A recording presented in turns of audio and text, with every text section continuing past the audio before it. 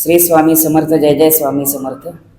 खंडोबा मंदिरात आपलं स्वागत आहे दादा. तर हा आहे खंडोबाचा मंदिर आहे, जेजुरीचा खंडोबा. हा मधले ते खंडोबा, बाजूला दोन बायका आहेत खंडोबांना. उजवीकडे ती माणसा, डावीकडे ती बाणू, दोन बायका खंडोबांना माणसा आणखीन बाणाई नावाच्या. आणि स्वामी या मंदिरात पहिल्यांदा आले ज्यावेळेस स्वामींचं अक्कलकोटमध्ये आगमन झालं. महाराज अक्कलकोटमध्ये आले ते स्वामी सर्वप्रथम या खंडोबा मंदिरात आले. ओठ्यावर ज्या स्वामींच्या पादुका आहेत बाजूला, या ओठ्यावर याच मंदिरात महाराज 3 दिवस राहिले या मंदिरात. आणि महाराज इथं 3 दिवस राहिल्यानंतर इथंच एका अहमद अली खान रिसाईलदार नावाचा फकीर, पूर्वी इथे एक वेस होती, कमान होती. त्या कमानीमध्ये एक फकीर पहारा करीत होता. आणि पहारा करीत असताना त्या फकीरानं पाहिलं महाराजांना सर्वप्रथम.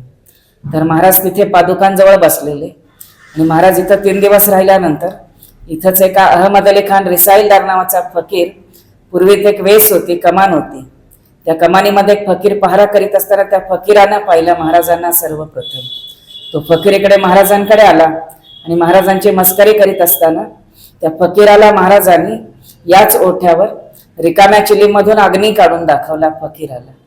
तेव्हा त्या फकीराला कळून चुकलं की हे कोणीतरी इथे अवली आहे. फकीर जाऊन पुढे चोळप्पांना सांगितलं. ते चोळप्पा इथं आले आणि त्या चोळप्पाने इथून पुढे स्वामींना आपल्या घरी घेऊन गेला समाधी मठात. हा महाराज येण्यापूर्वीचा संस्थान काळातला हा खंडोबाचा मंदिर आणि अक्कलकोटचा हा ग्रामदैवत खंडोबा. चालू. स्वामी समर्थ.